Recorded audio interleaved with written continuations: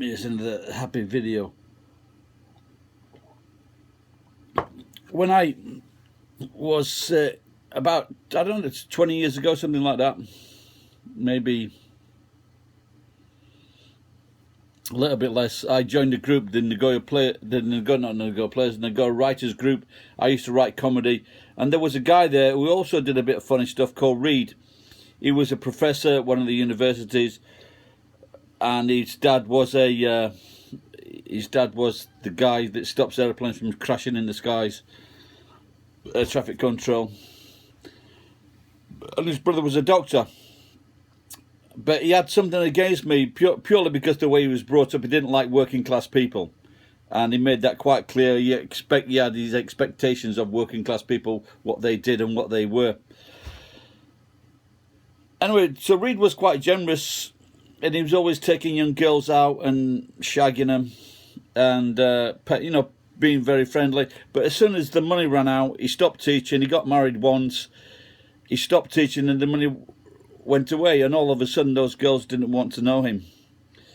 And then I got a call from a mutual friend, and he just got divorced, and he was clearing his house out, and I took some stuff away from him, gave him some money, I think.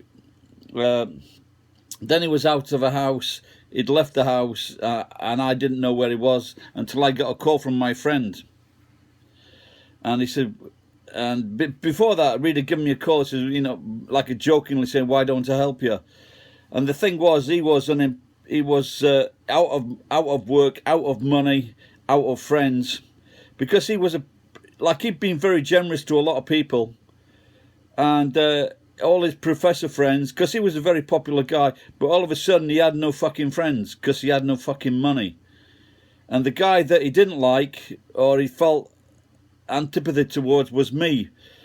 And when our mutual friend called Wally, he was no longer with us, he said, "Why didn't you give Reed a call?" And I did, and I found out he was living in a park in Nagoya. This is a guy with fucking rich parents, and he was earning probably 8 to 10 million yen a year, but he spent it. He enjoyed his life. And he had nowhere to live, so he says, "Come and live with me." Because I was married, I got a big house, 2 kids, and he lived in the front room.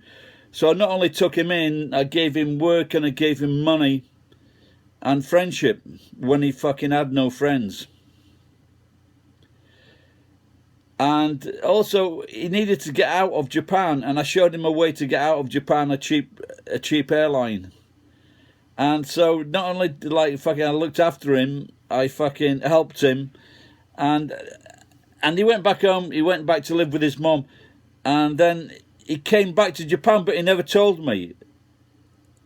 He fucking met up with his fucking old friends again, and because he got some money or he got a job, and he never got in touch with me.